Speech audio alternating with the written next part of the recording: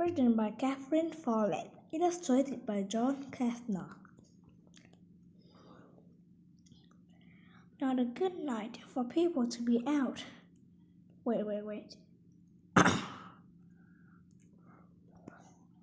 What? Not a good night for people to be out, she murmured, almost to herself. Clara and his parents had left their apartment in Boston extra early that morning, however, beginning to set. By the time they got on the highway, it was nearly a blizzard. Cars fishtailing everywhere until the whole highway soared to 35 miles an hour.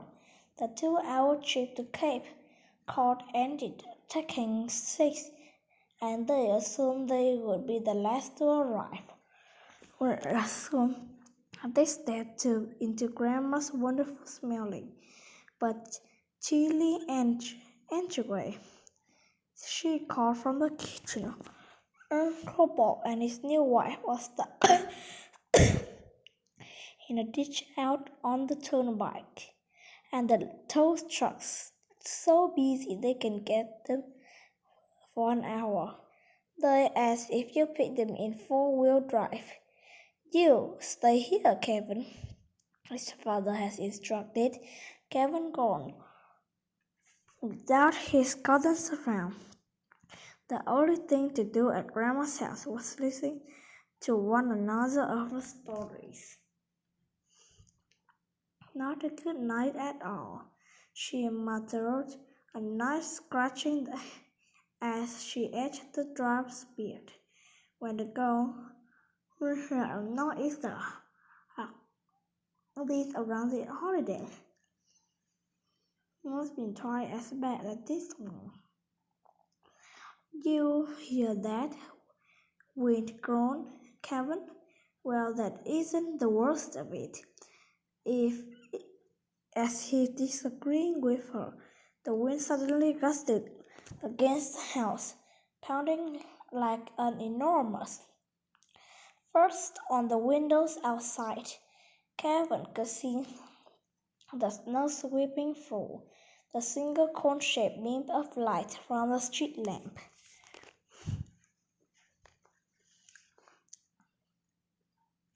Not a good. There's something called the storm well that happens in the air pressure drops at the center of the storm.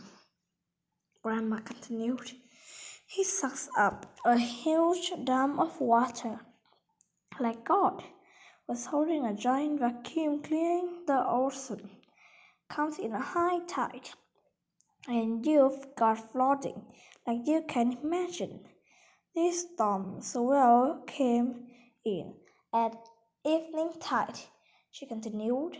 My father herded us all upstairs, where we watched the oceans from the big bay windows in Mother and Father's bedroom. First, the spray came across the road and began to wet the paint on our neighbors. What is this? McIntosh's house. Then the water came to the top of their foundation, and the waves were creeping up front walk.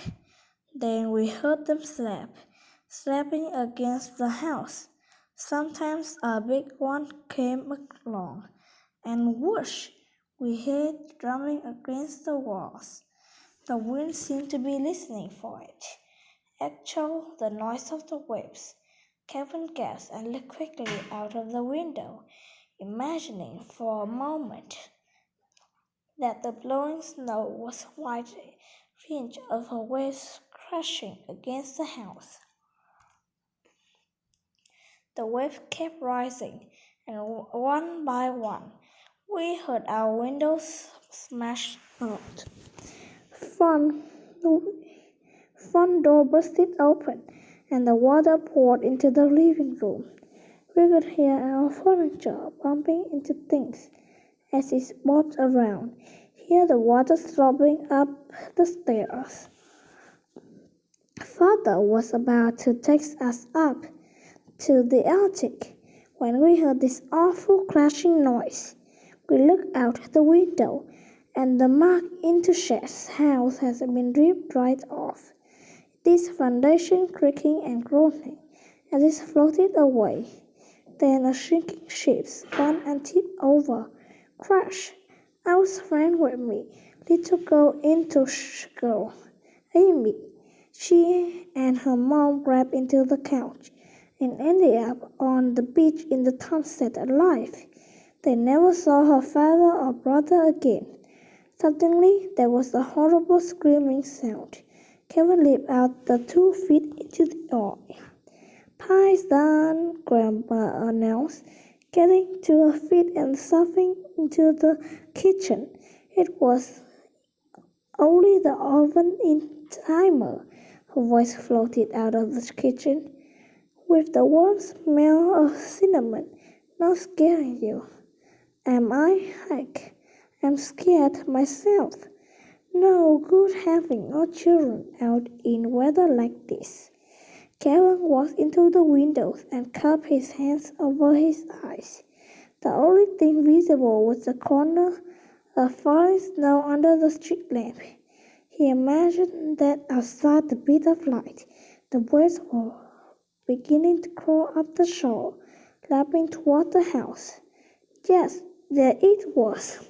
He was sure he saw the white edges of a wave slipping onto the road, splashing into bright flecks of rain.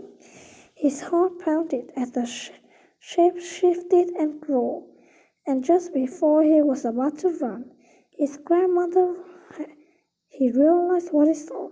Headlights. The lights from a car shone on enormous snowflakes, made them look like the front of a grave.